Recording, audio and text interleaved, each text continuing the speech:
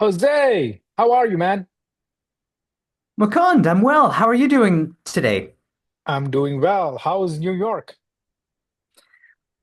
We have nice spring weather, and it's finally going to turn around this coming weekend. It's supposed to be in the 70s Fahrenheit. Very nice. For us, spring is 1 day of sunshine, 2 days of rain, third day hailstorm, fourth day very bright at 65, and then we come back again and it starts the cycle all over again in Seattle. You're going to have to come to Seattle, New York, and visit a little bit more often, and you get some sunshine. Or you could actually just go to California, which is probably even closer. Yeah, yeah. No, I think we like Seattle just because it's easy for us to be able to go for hikes and trails and things of that nature. But I think there are some downsides to consistent rain. The joke is it rains 372 out of 365 days a year here. That's it? Only 372? 372. No, no, that's what I'm saying. Only 372? Yeah, Not only. 400? Not. Yeah, yeah. But awesome. Listen, you've had a lot of good discussions with some really good customers. We've also had a discussion together with a partner that focuses just on retail. Today's discussion topic for our podcast is going to be data foundation for e-commerce and retail companies. You've been doing this for 30 years, working with, talking to, selling to, strategizing with, providing consulting to a lot of the retail companies. Now, in 2025, in your mind, when you're talking to customers over the last few weeks and months, what are the biggest things when it comes to data? It seems as if every marketer in retail wants to get better at data. Retail companies and e-commerce companies have a lot of data, but I don't think they seem to have the foundation right. It is as if you are trying to build a house in a hilly area and you're trying to dig as much as possible, but you find a bunch of rocks and then you put a bunch of not so strong stuff. So, talk to me about what you've heard from customers or the top three things about just data and retail and e-commerce. Sure. It's a good question. I mean, 2025, the big thing that started kicked off the year, number one, everyone's talking about agentic AI post NRF, right? And then you hear that also at Shop Talk, where it's one of the top five things that they're talking about there, right? AI overall. Um, Number one. The other thing is that it seems like we're still uh, back in time because although we're talking about things that are very present and not futuristic, if you look on the back end, back of house systems and the way that they're essentially put together, it's still as if we were like 10 years plus in the past, right? In other words, the translation to that, the simple way of putting that is that the systems are still cobbled together, right? And so because they're cobbled together with legacy systems, along with homegrown systems, along with new technology all put together, you don't have a clear data stream, right? So that's what I've heard from time immemorial all up until the present day, right? So basically, agentic AI, systems and data chaos across the board, which leads us to what are the points that we'll probably cover today, which is like the importance of a data foundation. And the fact, third thing is that also a statistic is that 90% of retail data isn't properly utilized because of this. And so it can't be accessed, right? And those are the major things that I'm saying. But this one last thing, it's under the context of what's occurring right now, which is the digital transformation specifically with AI. Every publication that you probably read and I read things not related only to retail, but across the country, Bloomberg, if we read the Financial Times, The Economist, Journal, uh, anything that's non-tech related, everyone's talking about AI in some way, shape, or form. So let me dial back a little bit. COVID forced was a forcing function for a lot of companies, not just retail, but across the board, to start their digital transformation efforts, correct? Because a lot of companies realize people have to work from home, more customers are buying stuff online. So a lot of retailers went online. So they put together storefronts, I don't think a lot of them really focused a lot on trying to do conversion optimization or something like that to a large extent. And then in 2023, there's this other forcing function, which was ChatGPT, but actually November of 2022, but 2023, practically speaking. So you had a forcing function, which is digital transformation. You have another forcing function within 2 years, which was this whole AI-based work, right? Agents is now 2025. So there's another transformation coming. Okay, first question they have is, okay, do we have the data? Is our data clean? Is our data AI ready? Is our data at a point where we can take this and automate using agents? So if you look at that cycle, is that what we're hearing from customers? Where do you think they are on this maturity curve in terms of our data is available, our data is clean, our data is AI ready, and our data is agent AI ready? I would think we're at the lower rungs still across the board. Not everyone, but most. You need to have a unified data platform where the data foundation is still, as you said earlier, not really where it needs to be, right? Because to go up the food chain, you have to have a basic data foundation.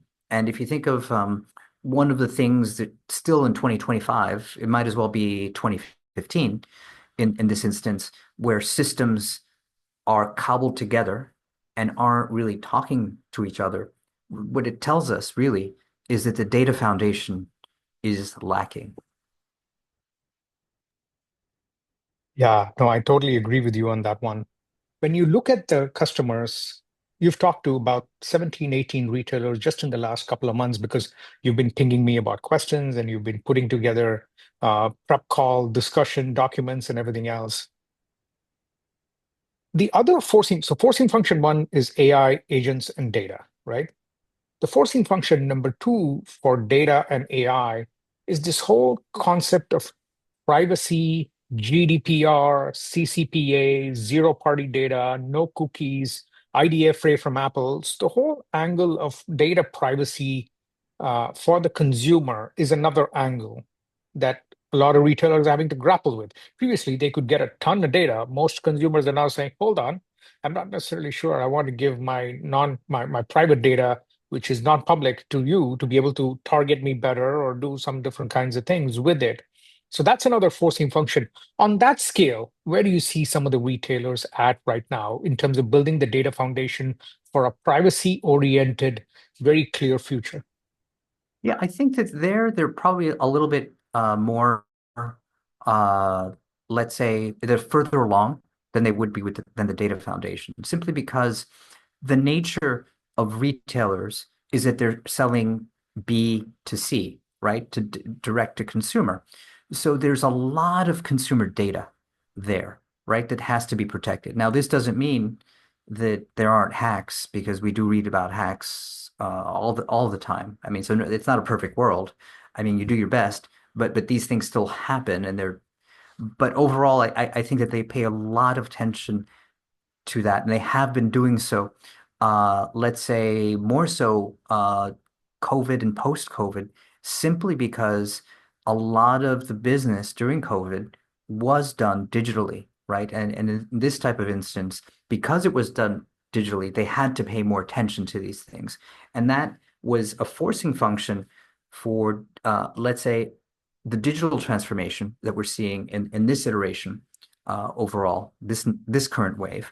And that's the reason why they're further ahead than the data unification or data foundation layer.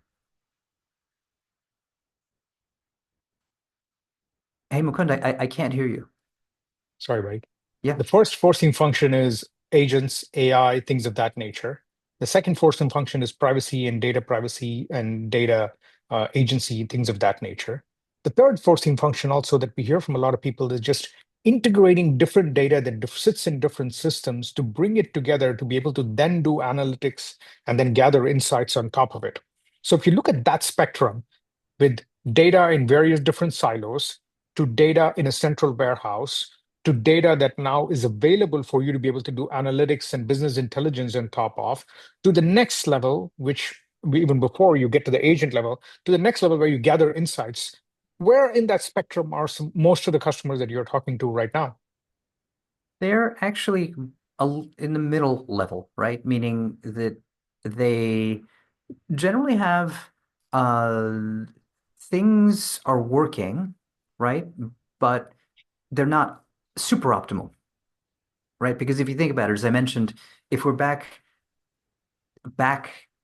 in time 10 years, it hasn't changed that much, but they've done things to repair that, but they're just fixes. There hasn't been a full overhaul, right? It's kind of like having an old house that you're fixing up, but it's not completely, it will never be the same it was when it first was built, right? So they're kind of like consider it a work in progress is the best way to put it, right? So So going back to your home analogy, do you think most of the companies are at the point of, I want to remodel, or are they saying, I'm going to gut and just completely rebuild the home because the home is in a great area, but I just have to rebuild my data foundation? Or are they saying, no, no, no, we're going to remodel and make it modern? What in that analogy, where do you think customers are? that's a good question. I think the answer there is it depends because if you think of retail, right, the job of a retailer is to sell um, product to their end consumers.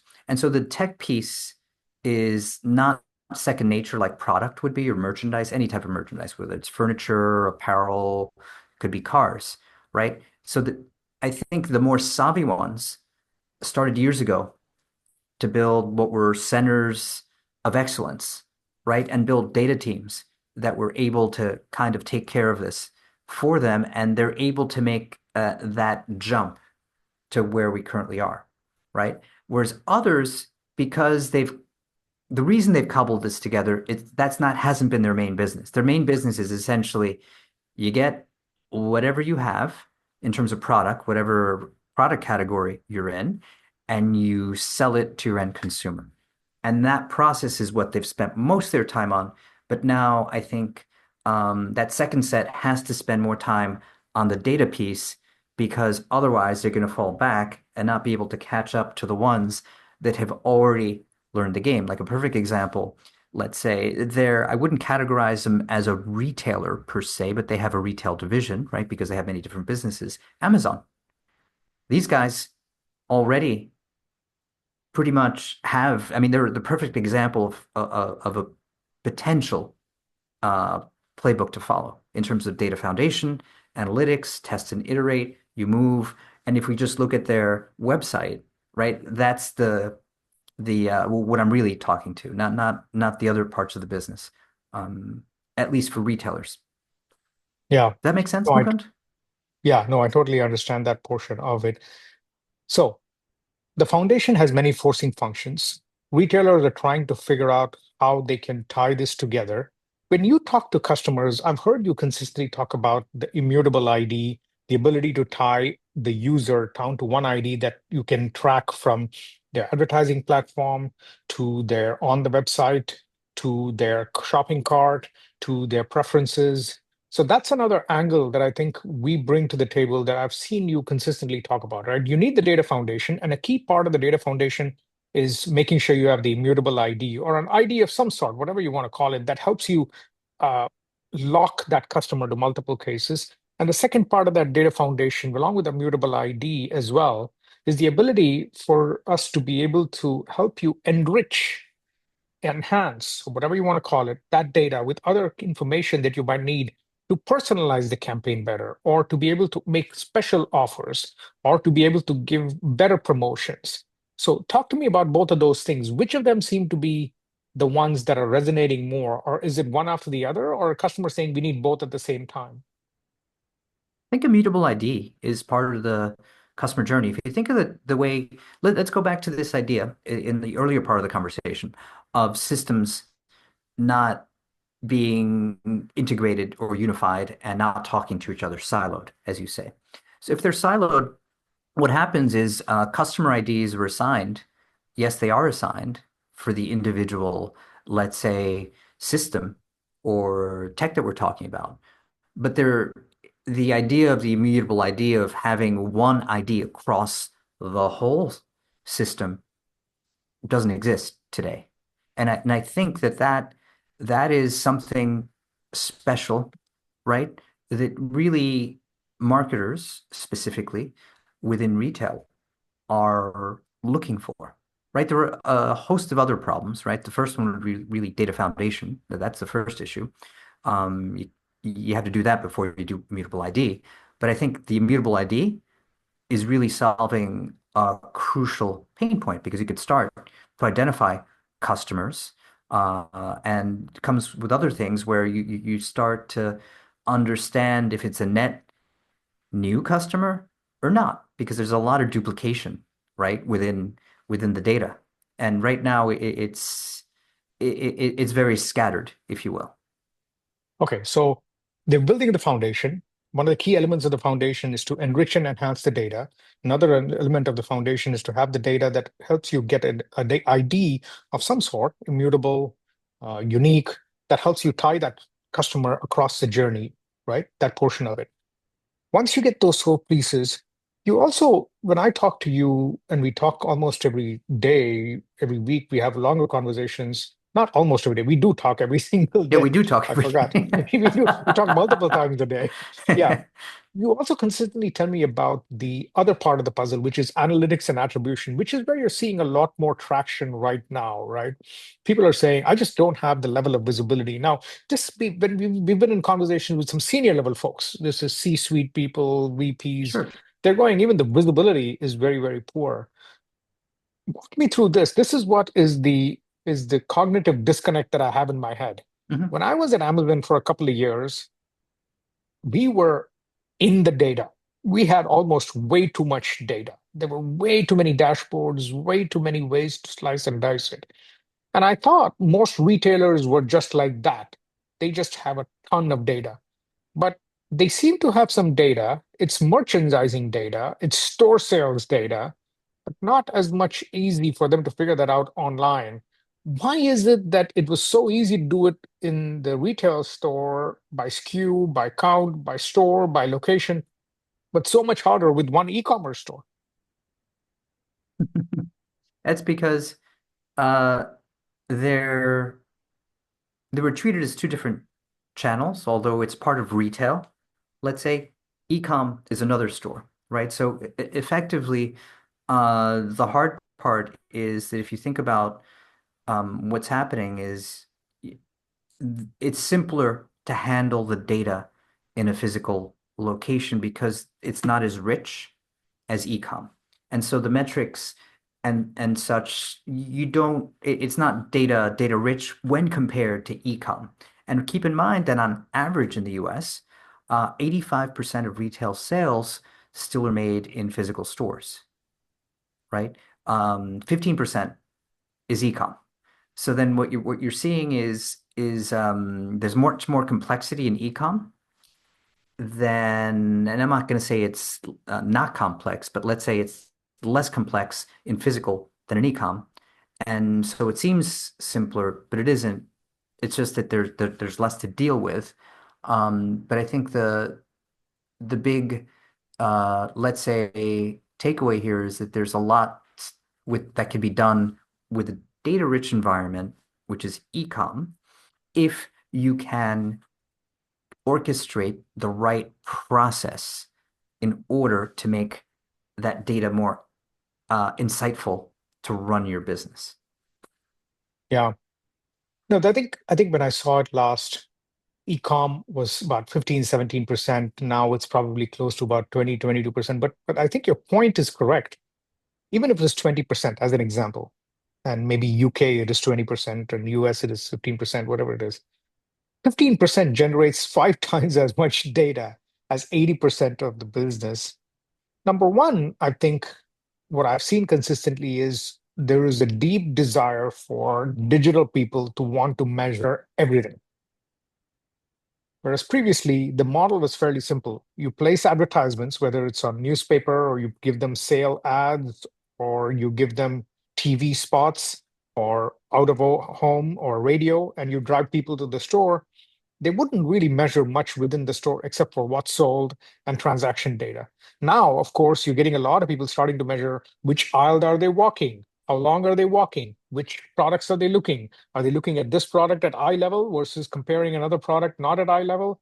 How much time are they spending looking at the packaging? So the amount of data available now, even in the formal retail store, is just getting that much more. Whereas e-commerce or digital always had the ability to measure everything.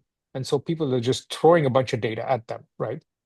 That's Yeah, another and interesting part about Foundation. no, and to your point, it's culturally different, even if it's the same company. So let's say that we'll call this retailer X, and 20% of their revenues per year are derived from e-com, Yeah, and the other 80% are physical store. right. Culturally, they're different because remember, the e-com folks don't ever see customers. I mean, they might via Emails. chats, emails, but there's no interaction. So the only, let's say, data that you have are the cookies, the emails, the Reviews. reviews, the abandoned carts, the purchases, etc., right? And keep this in mind. This is why I say culture is important. Uh, in a physical store, it's quite the opposite, even with all of the enhancements that you talked about being able to identify product sections within the store with let's say technology that are um, popular or just advertisements and such. The interaction is very personal. It has to be. Even if you can't find a sales associate, it's still very physical, right? Meaning, whether it's a car dealership, you're gonna touch that car and talk to someone, right? Uh, if it's a furniture place, let's make this up, it's restoration hardware. You're gonna sit on the couch. You're gonna feel the fabric. You're gonna feel the possible fabric so you get that couch in, right? In a store where you're selling apparel, you're gonna touch the fabric, look at the color, which is not the same online, right? So what I'm getting at is culturally, it's the same, but they're different just because of the way they're structured, right? Yeah, no, absolutely. Coming back to the data foundation, now that customers we're talking to coming back and saying, okay, help us get this data foundation right. How long have you seen them take to be able to get their data found? I'm sure that it's not a one and done thing. It's I've got to keep making the data foundation better. But is there a logical amount of time that you're saying, for example, if you're building a home, I can confidently tell you that the build the foundation is going to take you between 6 months to 12 months. I'm just making a number up. And then the framing will take about a month. And then putting together the sheetrock might take a month. Plumbing will take a month. Electrical will take a month, something like that, right? Sure. If you look at it from a data foundation perspective, we put together the data foundation. I know that when I talked to a lot of customers, we had a customer we talked to that was a large data warehouse. They took all their data and put it into a data warehouse, and now they've got a lot of junk data in the warehouse. That's it. They're like, Hmm. we got everything in one place. Great. But a lot of it is just junk data, right? When I say junk data, I don't mean that it's useless. It just means that they've just taken the approach to throw everything into one place, data lake, whatever they call it. So cleaning that data, making it AI ready, making it agent ready. Have you heard some numbers that we talk about it in terms of days and weeks? I know a lot of people talk about it in terms of months and years to put together the foundation. What have you seen in terms of customers either pushing back or saying, yeah, this seems like a reasonable time frame to get our data foundation in order? Yeah, it's a good question. I think again the answer is it depends on it's not like one and done. You have to think of it as a phased approach, right? And it shouldn't be years. And it can be potentially months if you're looking at different phases that you're doing, right? Because you can't look, it's like the house. Let's go back to that house analogy. You're not going to do all of the repairs at the same time. I mean, you can, but let's say you have I'm going to make this up. Let's say it's a 100-year-old house. There's a lot of different repairs that could go in there. I mean, you could like let's say change the backup generator, you could change insulation, get a new Remove lead furnace. pipes and replace them with copper. Yeah, there's a bunch of things you could do. So I think it's a work in process. And to answer you more concretely, if it's a phased approach, well, then you define a use case and it should take you, you know, a few weeks, 4 to 8 weeks for phase one. And then as you're looking at different use cases, you're cleaning things up as you go along because it's Got it. never because you're getting new customers too, right? As well. So Yeah. Yeah. There's a lot going on at the same time. Which use case seems to be driving a lot of our customers right now? The one thing that I'm seeing a lot of, which I think you have also talked to me about, is the use case of being able to place ads at the contact level, which is what I'm seeing more of because of the fact that I'm focused on it, precision as we call it, right? Which is okay, I want to be able to, I know this customer, they came to my website, they added something to the cart, and they abandoned the cart. Now, if you have the ability to be able to target them, a lot of people do what they call retargeting using a lot of different platforms. So that's why, for example, you go to Expedia, you search for a ticket from New York to Boston. 2 weeks later, you're still seeing ads for, hey, book this ticket, because it's, relatively slow in terms of understanding that, okay, you already booked it and you've moved on. Usually retargeting in seconds, not days. But the use case is coming back to the question that you raised a good point. You start by use case. Use case number one, two, and three. Are we seeing any clarity on this? Seems to be a good use case to immediately get up and running for e-com customers, or are we still seeing different use cases by different kinds of companies and different stages of where they are?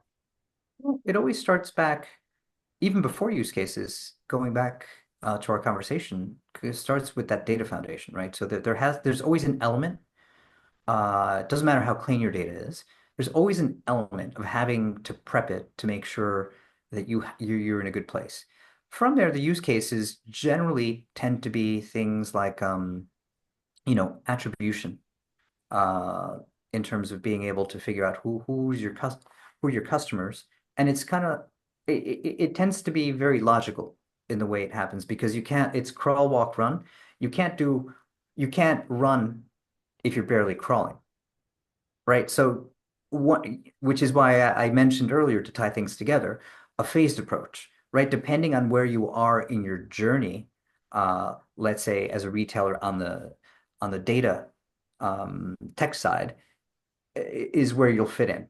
And then based on that, that's the kind of use case that you'll be able to do. So in other words, if we're talking, going back to the beginning of the conversation, if we said one of the biggest things for 2025 that every is on everyone's mind is agentic AI, well, Mukund, you can't do agentic AI if you don't have a data foundation. I mean, you can't get there. I mean, how are you going to run? Actually, you're going to run a marathon there if you're hardly crawling. Know what I mean? Absolutely. Um, Anything else that you're seeing a lot more of in terms of consistent patterns, Jose? Are you hearing Yeah. a lot more words consistently from people when you're talking to on the customer side? Yes, segmentation is important as well, right? Because you need to look at your customers in a very clean way. And a lot of that is affected by the foundation of the data, right? Meaning, are you using a CDP or what are you using your CDP for? Are you really taking full advantage of it? And remember, as I mentioned, a lot of retailers don't, the user, the operators, aren't looking at the tech stack. It's the IT folks that are taking care of the tech stack. And there's a little bit of a disconnect sometimes, right? In the way the tech stack is built, not for users, which is what complicates things, right? Because there's always been this divide between, um, tech folks and retail folks speaking different languages, another culture clash, if you will, which leads to a lot of the issues that we've talked about, which something that may seem simple like segmentation, it exists, but not at a sophisticated level, right? Where where you could take different, let's say, steps to truly personalize, if you will. Absolutely. Awesome. Jose, this was good. Good start. This is the second time we have you on the podcast. You've done, some content on your own in terms of podcast. We should get that up and running soon. But once a month, we should have you back on the podcast to talk about retail, e-commerce. What are we seeing in B2C businesses? Because, David and I continue to talk a lot about B2B anyway. Awesome. Thank That's you, buddy. great. Thanks, Mukund.